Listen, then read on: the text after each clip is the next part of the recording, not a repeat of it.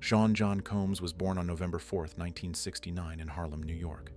His childhood was overshadowed by tragedy. When the boy was only 3 years old, his father, Melvin Earl Combs, was shot dead. This event profoundly influenced the formation of young Sean's character and his subsequent life. Sean's upbringing fell on the shoulders of his mother, Janice Combs. She strived to protect her son from the dangers of the street and channel his energy in a positive direction. Janice insisted that Sean receive an education at a Catholic school, hoping this would help him avoid his father's fate, who was rumored to be involved in local drug trafficking. Even at a young age, Sean demonstrated exceptional leadership qualities and entrepreneurial flair. He was an active student, participating in school events and sports competitions. Classmates remember him as a charismatic and ambitious young man who always strived to be first in everything. However, according to some acquaintances, young Combs's character was not flawless. They noted his fiery temperament, tendency to control, and disrespect for others' personal boundaries. Some even claimed that girls tried to keep their distance from him, fearing his aggressive behavior. After graduating from high school, Sean Combs enrolled at Howard University in Washington, where he began studying business. However, academic life did not match his ambitions and energy. Instead of studying, Combs immersed himself in the whirlwind of nightlife, attending parties and establishing connections in the music industry.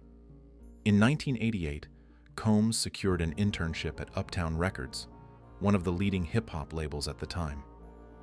His aggressive work style and tireless energy quickly caught management's attention. In a short time, he went from intern to talent director, demonstrating an exceptional talent for identifying new stars. It was at Uptown Records that Combs met key figures in the hip-hop scene who later played an important role in his career. He worked with artists such as Mary J. Blige and Jodeci, helping to shape the sound of a new era of R&B and hip-hop. However, Combs's ambitions sometimes got out of control. In 1991, he organized a charity match to fight AIDS, which ended in tragedy. Due to poor organization and exceeding the number of visitors, a stampede occurred, resulting in 9 deaths. This event became the first serious blow to Combs's reputation. The consequences of the incident were serious. Relatives of the deceased filed dozens of lawsuits, the consideration of which lasted almost 10 years. Combs, fearing scandal, hid in a Manhattan hotel with his mother for several months. During all this time, he never apologized to the families of the tragedy victims. This event marked the beginning of a long series of legal proceedings and legal problems that accompanied Combs for many years. It also demonstrated his ability to avoid responsibility and use his influence to protect his own interests, traits that later became defining in his career. In 1993, Sean Combs's career at Uptown Records came to an abrupt end. After a high-profile dismissal, which, according to label head Andre Harrell, happened because 2 kings in 1 castle are impossible, Combs did not lose his bearings. He used this moment as an opportunity to create his own empire. That same year, Combs founded Bad Boy Records, taking with him a young but promising rapper, Christopher Wallace, known as the Notorious B.I.G. This decision proved crucial to the new label's success. Biggie's debut album, Ready to Die, achieved triple platinum status by the end of the year, instantly transforming Bad Boy Records into a major player in the world of hip-hop. Combs had a clear vision of how he wanted to run his label. He sought to establish absolute control over his artists, drafting contracts in such a way as to receive the lion's share of profits from their projects. This strategy, although criticized, allowed Bad Boy Records to expand rapidly. Parallel to the development of the label, Combs began building his own brand. He took the stage name Puffy, and later Puff Daddy, and became no less famous than the artists he produced. His style, which combined elements of street culture with luxury, became defining for the era. However, behind the scenes of Bad Boy Records' success, the situation was not so rosy. Former employees spoke of Combs's aggressive behavior, including instances of physical violence. One employee recalled how in the mid-90s, Combs attacked her in a parking lot, forcing her to engage in oral sex. According to her, this was just one of 4 instances of violence from the producer. Despite these incidents, Bad Boy Records' fame continued to grow.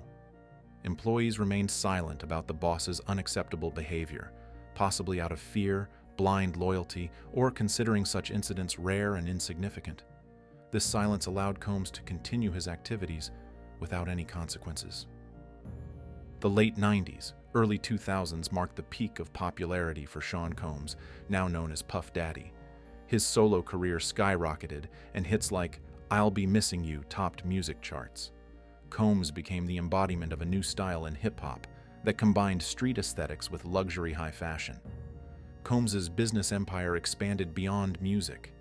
He launched the Sean John clothing line, opened restaurants, and began producing Ciroc vodka. Each of these projects underscored Combs's image as a successful entrepreneur and style icon. During this period, Combs was in a relationship with pop star Jennifer Lopez. Their romance was widely covered in the media, and the couple was considered one of the hottest in Hollywood. However, this relationship was overshadowed by a scandalous incident at Club New York on December 27, 1999. According to eyewitnesses, an argument broke out in the club between Combs and another patron. The situation quickly escalated, and gunfire erupted. 3 people were injured. Combs, Lopez, and several others tried to flee the scene but were detained by police. A weapon was found in the car they were traveling in. Lopez spent several hours under arrest, handcuffed to a pole at the police station. According to some sources, it was she who, at Combs's request, brought the weapon from the car to the club. This incident became a turning point in their relationship. Combs was charged with weapon possession and attempted bribery of a witness, but was eventually acquitted on all charges. His protege, rapper Shine, received 10 years in prison for the shooting. Later, Shine claimed that Combs had betrayed him by testifying against him in court. This incident not only jeopardized Combs's career, but also demonstrated his ability to avoid responsibility for his actions. Despite the seriousness of the charges, he managed to emerge from the situation almost unscathed, while others bore the punishment. After the Club New York scandal and his breakup with Jennifer Lopez, Sean Combs realized he needed to change his image. In 2001, he announced a change of his stage name from Puff Daddy to P. Diddy. This move was part of a broader rebranding strategy aimed at distancing himself from past scandals and creating a new image. Combs began actively participating in television projects and reality shows. In 2002, he became the executive producer and host of the show Making the Band on MTV, which helped him discover new talents and strengthen his image as a mentor to young artists. This program also gave him a platform to showcase his charisma and business acumen to a wide audience. During this period, Combs also began to engage more actively in political activities and charity. He participated in the Vote or Die campaign, aimed at encouraging youth to participate in elections, and founded the Daddy's House Social Programs charity organization to support urban youth. However, despite these positive changes in his public image, problems continued to accumulate behind the scenes. According to former bodyguard Gene Deal, Combs organized scandalous gay parties for the Hollywood elite, where drug use was commonplace. Deal claimed that Combs not only participated in these events, but actively sought new participants, trying to involve influential people in his dubious affairs. Moreover, during this period, rumors about Combs's unethical business practices began to emerge. Former employees and artists accused him of manipulation and exploitation. One such story is related to the group Danity Kane, created as part of the Making the Band show. According to Aubrey O'Day, a former member of the group, Combs forced the girls to sign non-disclosure agreements to prevent damaging his reputation. Over the next decade, Sean Combs continued to expand his business empire, going far beyond the music industry. In 2013, he launched the cable music television channel Revolt TV, aimed at a young audience. This project became an important step in creating Combs's media empire and strengthening his influence in the entertainment industry. Combs also began actively investing in technology startups, demonstrating his ability to adapt to the changing business landscape. He collaborated with international brands, expanding his influence on a global level. In 2014, Combs received an honorary doctoral degree from Howard University, symbolizing his transformation from a street entrepreneur to a respected business figure. This period marked the peak of his public success and recognition. However, behind the facade of success, problems continued to accumulate. Former employees and partners increasingly expressed dissatisfaction with Combs's working methods. Accusations of manipulation, exploitation, and even threats emerged. Particularly disturbing were testimonies about the so-called freak-off parties, allegedly organized by Combs. According to eyewitnesses, these events turned into multi-day orgies with drug use, attended by both celebrities and sex workers. It was alleged that Combs personally managed all aspects of these parties, from lighting to participant selection. These accusations, although not officially confirmed, began to cast a shadow on Combs's reputation. They also pointed to the possible existence of a system of exploitation and abuse that had remained hidden from the public for years. From 2015, the shadows of Sean Combs's past began to catch up with him in the form of a series of accusations and lawsuits. Former employees and partners came forward with statements about violence, sexual harassment, and unethical business practices. One of the first high-profile accusations was the statement by Lisa Gardner. Her lawsuit, filed in November 2023, concerned events in 1990 in New York. Gardner claimed that Combs forced her into sexual relations after a party, and then, a few days later, violently attacked her, choking her until she lost consciousness. Almost simultaneously with Gardner, Joy Dixon Neal filed a lawsuit. Her accusations dated back to 1991 when she was a student at Syracuse University. According to her, Combs deliberately gave her drugs and then raped her, filming everything on video. These lawsuits opened the floodgates for other victims. New accusations emerged, spanning decades of alleged abuse. Among them were claims of forced prostitution, physical violence, and even death threats. Particular attention was drawn to a lawsuit by a woman who identified herself only as Jane Doe. She claimed that in 2003, when she was only 17 years old, Combs and his friends raped her in a studio after she was flown by private jet from Detroit to New York. These accusations began to form a picture of systematic abuse that allegedly continued throughout Combs's career. They also raised questions about how he managed to avoid accountability for so long. The period from 2020 to 2023 was marked by growing tension around the figure of Sean Combs. The Me Too movement, which shook Hollywood and the music industry, created an environment where victims felt more confident to speak about their experiences. During this time, new testimonies about Combs's past behavior emerged. Former employees and partners began sharing their stories, creating a more complete picture of his actions over decades. Particular attention was drawn to statements about the so-called freak-off parties. According to witnesses, these events turned into multi-day orgies with drug use, attended by both celebrities and sex workers. It was alleged that Combs personally managed all aspects of these parties, from lighting to participant selection. The public and media reaction to these accusations was ambiguous. Many expressed shock and outrage, while others questioned the credibility of the claims, considering the long period of silence from the victims. During this period, rumors also emerged about the existence of compromising materials on other celebrities allegedly in Combs's possession. These assumptions increased tension in Hollywood and the music industry, creating an atmosphere of fear and uncertainty. It's important to note that throughout this period, Combs continued to deny all accusations. His legal team insisted that all claims were unfounded and motivated by financial gain. However, despite Combs's denials, the number and seriousness of the accusations continued to grow, creating the impression that this was just the tip of the iceberg. The music industry and the public began to rethink Combs's legacy and his influence on culture. On November 16, 2023, a turning point occurred in Sean Combs's case. Cassandra Cassie Ventura, a former singer of Bad Boy Records and Combs's longtime girlfriend, filed a lawsuit against him that became a real earthquake for the music industry. In her 35-page lawsuit, Cassie detailed the history of their relationship, which began when she was only 19 years old and Combs was 37. According to her, Combs almost immediately began to control all aspects of her life, including her career and personal life. Cassie's accusations were shocking.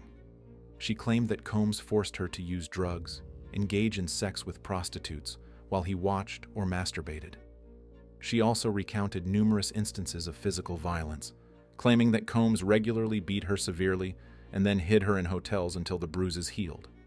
Particularly striking was Cassie's claim that Combs forced her to call him Pop Pop, a nickname she used for her grandfather. This fact underscored the level of psychological control that Combs allegedly had over her. The reaction to Cassie's lawsuit was immediate and powerful. Media and the public were shocked by the details of the accusations. Many expressed support for Cassie, while others questioned why she had remained silent for so long. Unexpectedly for everyone, just one day after the lawsuit was filed, an agreement between Cassie and Combs was announced. The details of the agreement were not disclosed, but both parties agreed not to comment further on the case. The quick settlement of the case raised many questions. Some saw it as an attempt by Combs to hide the truth. Others viewed it as an admission of guilt. Regardless of interpretations, Cassie's lawsuit became a catalyst for further accusations and investigations. After Cassie Ventura's lawsuit, the situation around Sean Combs began to develop with incredible speed. Over the next few months, 10 more civil lawsuits were filed against him, each containing serious accusations. Among the plaintiffs were both former employees of Bad Boy Records and people who claimed to have been victims of Combs decades ago. The accusations ranged from sexual violence to forced prostitution and human trafficking. Rodney Jones, known as producer Lil Rod, filed a lawsuit claiming he was a victim of constant unauthorized touching by Combs. According to him, Combs forced him to watch his naked body and tried to persuade him into homosexual relations. Grace O'Marcaig accused Combs' son, Christian, of sexual violence on a yacht, claiming that Sean Combs was responsible for creating the conditions that led to this incident. Crystal McKinney, a model, stated that Combs forced her into oral sex in his New York studio after giving her drugs. These new accusations created a picture of systematic abuse that allegedly continued for decades. They also revealed certain patterns in Combs' behavior: the use of drugs for manipulation, coercion into sexual acts, physical violence. It's important to note that during this period, accusations also emerged concerning events that occurred many years ago. For example, Taylor Graves claimed that Combs and his bodyguard raped her in 2001 when she was tied up. These lawsuits not only jeopardized Combs' reputation, but also began to affect his business empire. Partners and sponsors began to distance themselves from him, and shares of companies associated with him began to fall. In March 2024, the situation around Sean Combs sharply escalated. Federal agencies, particularly the U.S. Department of Homeland Security, conducted large-scale searches in Combs' mansions in Miami and Los Angeles. The raids were conducted with unprecedented force and scale. Eyewitnesses described scenes reminiscent of a fortress assault, SWAT teams in full gear with battering rams and tactical equipment. This show of force indicated the seriousness of the accusations and the authorities' determination to bring the case to completion. During the searches, a significant amount of evidence was found which, according to investigators, confirmed the accusations against Combs. Among the findings were over 1,000 bottles of baby oil and lubricants, confirming testimonies about freak-off parties, video materials that allegedly documented these parties and other compromising situations, narcotic substances, and weapons. Particular attention was drawn to the discovery of a large number of electronic devices and information carriers. Investigators stated that these materials could contain critically important evidence, including conversation recordings, financial documents, and potentially compromising videos. Combs' and his legal team's reaction to these raids was swift. They declared Combs' innocence and called the actions of law enforcement excessive and unfounded. Combs' lawyers claimed that the searches were conducted based on false testimony and that the materials found were not related to the accusations. However, despite the denials of Combs' team, the results of the searches significantly strengthened the prosecution's position. They also drew even more public attention to the case, forcing many to rethink their views on Combs and his legacy. On September 16, 2024, Sean "Diddy" Combs was arrested in his hotel room in New York. The arrest was the culmination of a months-long federal investigation and was carried out by agents of the U.S. Department of Homeland Security. Combs was charged with a number of serious federal offenses, including racketeering conspiracy, sex trafficking using force, fraud, or coercion, transportation of individuals for prostitution, drug distribution. Particularly significant was the racketeering RICO charge, which is typically used against organized crime groups. This charge allowed prosecutors to view all of Combs's activities and those of his inner circle as a single criminal enterprise. After his arrest, Combs was taken to the Brooklyn Detention Center. At the first court hearing, he pleaded not guilty to all charges. However, the judge denied him bail, considering Combs a threat to society and that he might attempt to flee or influence witnesses. Combs's legal team immediately issued a statement calling the charges unfair persecution and promising to fight for their client's acquittal. They insisted that Combs is a loving father, philanthropist, and successful entrepreneur, not a criminal. Combs's arrest came as a shock to the music industry and the general public. Many couldn't believe that one of the most influential figures in the world of hip-hop had ended up behind bars. Others felt it was long overdue and the result of decades of impunity. CNN reported that at least 50 victims and witnesses were ready to testify against Combs. This indicated the scale of the accusations and the number of people who had allegedly suffered from his actions. Sean Combs's arrest caused a domino effect in the entertainment industry. Hollywood and the music world were left in a state of shock and uncertainty. Many celebrities who had previously associated with Combs rushed to distance themselves from him. The reaction of Combs's former partners and employees was varied. Some expressed support for the victims, others remained silent. This situation sparked discussions about the culture of silence in the industry and how many people might have known about the abuses but didn't speak up. Projects and businesses associated with Combs took a serious hit. Shares of companies in which he had a stake plummeted. Brands that had collaborated with him began terminating contracts. Revolt TV, founded by Combs, was under threat of closure. This situation forced many in the entertainment industry to rethink their practices and relationships. Discussions arose about the need for better protection mechanisms for young artists and employees, especially women and minorities. The Combs case also raised questions about celebrity culture and the impunity it often breeds. Many began to wonder how many more similar stories remain hidden behind the glamour of Hollywood. As the investigation developed, a picture of a complex system of exploitation allegedly created by Combs began to emerge. This system, according to the prosecution, was carefully thought out and effective. Key elements of this system were control. Combs allegedly used his influence and financial power to control artists and employees. Manipulation. Witnesses spoke of emotional manipulation, threats, and blackmail. Many victims claimed that Combs used drugs for manipulation and control. Network of accomplices. The prosecution alleged that Combs had a network of people who assisted him in his activities. Video recordings.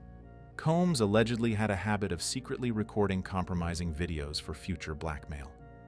Particular attention was drawn to testimonies about the so-called freak-off parties. According to witnesses, these events were carefully organized and controlled by Combs. They included drug use, sexual acts with multiple partners, often without the consent of participants. Investigators also uncovered a complex financial scheme that was allegedly used to conceal illegal activities. This included the use of shell companies and offshore accounts. This system of exploitation, according to the prosecution, operated for decades, remaining hidden due to Combs's influence and victims' fear of speaking out. The revelation of this system drew comparisons with other high-profile scandals in the entertainment industry, particularly the Harvey Weinstein case. Many began to talk about systemic problems in Hollywood and the music industry that allow such abuses to occur. As the case against Sean Combs developed, more and more victims found the courage to tell their stories. Their testimonies created a detailed and disturbing picture of decades of abuse. Cassie Ventura, Combs's former partner, became a symbolic figure for many victims. Her lawsuit revealed years of psychological and physical violence. She described how Combs controlled every aspect of her life, from her career to personal relationships. Lisa Gardner recounted an incident that occurred back in 1990. According to her, Combs forced her into sexual relations and then violently attacked her a few days later. Joy Dixon Neal shared a story about how Combs allegedly gave her drugs and raped her in 1991 when she was a student. An anonymous victim, who identified herself only as Jane Doe, told about a gang rape that allegedly occurred in 2003 when she was only 17 years old. Rodney Jones, a music producer, described an atmosphere of constant fear and coercion that prevailed around Combs. He claimed he was forced to witness and participate in numerous illegal acts. Each of these stories had its unique details, but they all pointed to similar patterns of behavior: the use of power and influence for manipulation, the use of drugs for control, physical and sexual violence. Psychologists who worked with the victims noted the deep traumas that these events had left. Many suffered from post-traumatic stress disorder, depression, anxiety, and trust issues. The Me Too movement played an important role in encouraging victims to speak out. It created an atmosphere in which victims felt more protected and confident to share their stories. The Sean Combs case quickly turned into a media sensation that dominated news headlines for months. Coverage of this story was intense and often controversial. Major news channels such as CNN, Fox News, and MSNBC devoted significant airtime to the development of the case. They regularly invited experts, lawyers, and former music industry employees to analyze the situation. Tabloids and gossip publications also actively covered the case, often focusing on the most scandalous details. They published exclusive interviews with anonymous sources and speculated about possible consequences for other celebrities. Social media played a significant role in spreading information and shaping public opinion. Hashtags related to the Combs case regularly trended on Twitter. Numerous videos with analysis and comments appeared on platforms like TikTok and Instagram. However, the quality and objectivity of the coverage were often questioned. Some critics accused the media of sensationalism and insufficient attention to the presumption of innocence. Others argued that the media wasn't taking the accusations and victims' suffering seriously enough. Ethical issues also arose regarding the publication of details about victims and their stories. Some outlets were accused of re-traumatizing victims through overly graphic descriptions of events.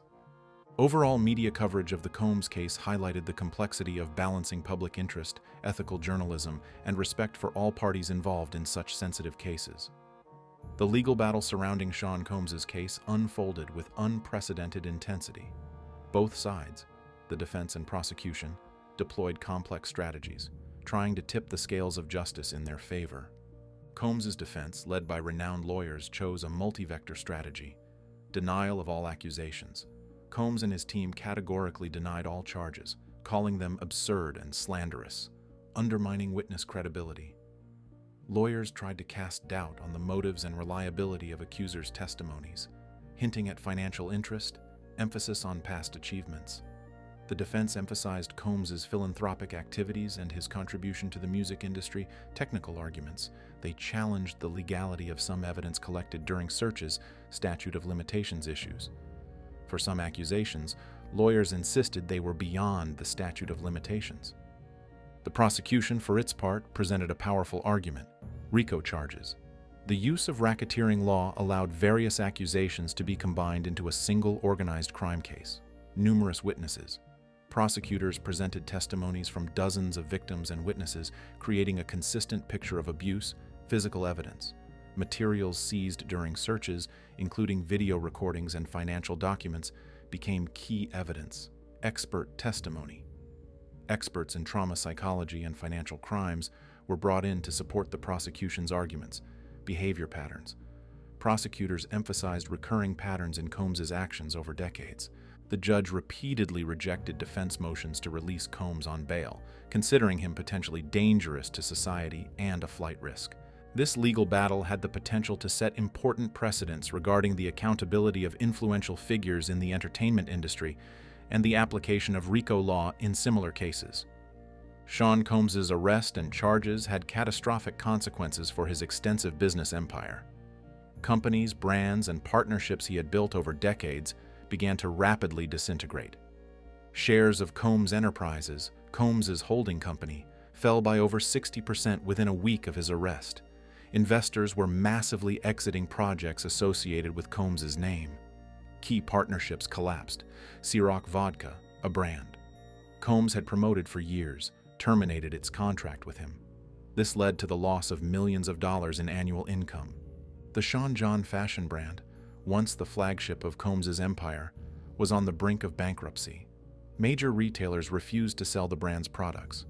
Revolt TV lost a significant portion of its advertisers and was under threat of closure. Numerous music projects and collaborations were canceled or frozen. Financial experts estimated the total losses of Combs's empire in billions of dollars. His personal fortune, estimated at about $1 billion before the arrest, could have decreased by more than half. The situation was complicated by the fact that many of Combs' assets were frozen as part of the federal investigation. This limited his ability to maneuver finances to save businesses. Combs's former partners and employees found themselves in a difficult situation. Many lost their jobs or faced significant income reductions. Some tried to distance themselves from Combs to save their own careers and reputations. This situation highlighted the vulnerability of business empires built around a personal brand. It also raised questions about the future of companies and brands founded by Combs and their potential fate in case of his conviction. The Sean Combs case sparked deep discussions in the cultural space, especially in the world of hip-hop. His influence on the genre was so significant that the accusations against him forced many to rethink an entire era in music history. Debates about separating the art from the artist gained new sharpness. Many fans and critics found themselves facing a difficult choice: whether it's possible to continue valuing music created under Combs's leadership, knowing about his possible crimes. The era of shiny suits in hip-hop, largely defined by Combs, was now viewed from a new angle. Critics pointed out how this aesthetic of glamour and luxury could have masked a dark reality of exploitation and abuse. Young artists began to openly talk about toxic aspects of the industry that were previously considered the norm. They called for greater transparency and ethics in the music business. Some radio stations and streaming services began to limit the broadcasting of music associated with Combs. This sparked discussions about censorship and the historical value of art. Academic circles also joined the discussion. Musicologists and sociologists analyzed how Combs's work reflected and shaped cultural trends and how these trends could have contributed to creating an environment where abuses remained hidden. The accusations against Sean Combs provoked new interest in a number of unsolved cases and mysterious incidents from the past associated with him. Particular attention was drawn to the case of the murder of the notorious B.I.G., Christopher Wallace, in 1997. Although Combs was never officially a suspect in this case, new testimonies forced investigators to review possible connections between Biggie's death and Bad Boy Records activities. Combs's former bodyguard, Gene Deal, in his interviews, hinted that Combs might have had information about Biggie's murder that he never revealed. These statements, previously viewed skeptically, were now seen in a new light. The incident at Club New York in 1999, where a shooting involving Combs and Jennifer Lopez took place, also attracted new attention. Investigators began to consider the possibility that this incident could have been part of a broader scheme of intimidation and control. A number of other incidents previously considered insignificant or quickly forgotten were now viewed as potential parts of a larger picture of abuse. This included accusations of assaults, threats, and financial machinations that had not previously received proper investigation. Some former Bad Boy Records employees began to disclose information about dubious business practices that could have bordered on illegal activities. These testimonies created a picture of systematic violations that had continued for years. These reviews of past cases not only added new aspects to the current investigation against Combs, but also raised questions about the effectiveness of the law enforcement system and possible corruption in the music industry.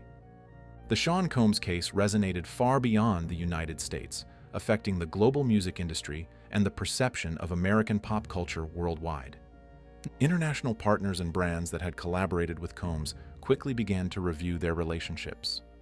Large companies in Europe and Asia were terminating contracts and distancing themselves from any projects associated with him. Music labels around the world began to review their practices regarding the protection of artists and employees. Many companies introduced new policies against sexual harassment and abuse of power, citing the Combs case as an example of what to avoid. In countries with a strong influence of American hip-hop culture, such as Japan, South Korea, and the United Kingdom, discussions about ethical aspects of the music industry unfolded. Local artists and producers were rethinking their approaches to creating and promoting music. International music festivals and awards faced a dilemma regarding the recognition of Combs's work and associated artists. Some decided to exclude him from nominations and cancel planned performances. The perception of American pop culture abroad underwent changes. Critics pointed to the Combs case as an example of systemic problems in the American entertainment industry, leading to a reassessment of its global influence. Psychologists and criminologists, analyzing the Sean Combs case, tried to compose his psychological profile to understand the motives for his actions and the factors that shaped his personality. Experts drew attention to the early loss of Combs's father, who was killed when Sean was only 3 years old. This trauma could have influenced the formation of his personality, creating a deep sense of insecurity and a desire for control. Combs's ambitions and his striving for success were viewed as a possible compensation mechanism. Psychologists suggested that his unrestrained desire for power and recognition could have been an attempt to fill an emotional void and overcome feelings of inferiority. Analysis of his behavior pointed to possible narcissistic personality traits. Experts noted his tendency towards grandiosity, the need for constant admiration, and inability to empathize with others. Some specialists pointed to possible signs of antisocial personality disorder, referring to accusations of manipulation, lack of remorse, and disregard for the rights of others. Drug use, which often figured in accusations against Combs, was considered as a potential factor that exacerbated negative aspects of his personality and behavior. Criminologists noted similarities in Combs's behavior patterns with other cases of serial abuse of power in the entertainment industry, pointing to systemic problems that allow such personalities to achieve high positions. This psychological analysis not only helped to understand Combs's personality, but also raised important questions about how society can better detect and prevent such abuses in the future. In the investigation of Sean Combs's case, digital evidence played a key role, demonstrating how modern technologies can be used both for committing crimes and for solving them. During searches in Combs's mansions, a significant number of electronic devices were seized, including smartphones, computers, and hard drives. Analysis of these devices provided investigators with rich material for the investigation. Electronic communications, including emails, text messages, and social media messages, became an important source of evidence.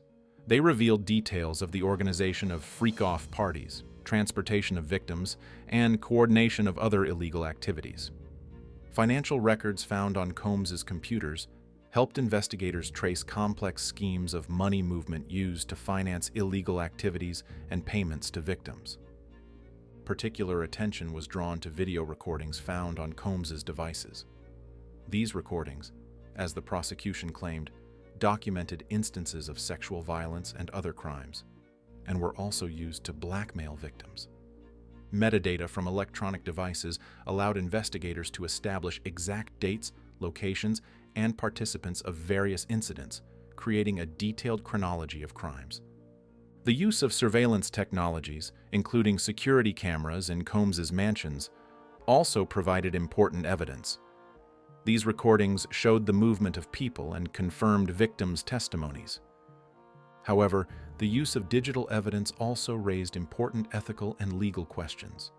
Combs's defense challenged the legality of some methods of collecting electronic evidence, claiming violations of privacy rights. Cybersecurity experts noted that this case demonstrates how digital traces can become a key element in uncovering complex criminal schemes. At the same time, it highlighted the need for a balance between effective law enforcement and protecting citizens' privacy. The Sean Combs case sparked widespread public debates about systemic problems in the entertainment industry, particularly in hip-hop culture. Discussions about toxic masculinity in hip-hop came to the forefront. Critics pointed out how song lyrics and music videos often objectify women and romanticize violence. They argued that such cultural norms create an environment where abuse becomes acceptable. The issue of racial discrimination was also raised in the context of this case. Some commentators noted that accusations against Combs received more attention than similar accusations against white celebrities. Others argued that racial stereotypes might have contributed to accusations against Combs being ignored for a long time. Activists of the Me Too movement emphasized how the Combs case demonstrates the need for systemic changes in the entertainment industry. They called for the creation of more effective mechanisms for reporting abuse and protecting victims. Discussions about economic inequality in the music industry also gained new significance. Critics pointed out how the financial dependence of young artists on influential producers can create conditions for exploitation. Calls for reforms in the music industry grew louder. Proposals included creating independent oversight bodies, mandatory ethics training for label executives, and strengthening legal protections for artists. This case also provoked broader discussions about celebrity culture and the impunity it often breeds.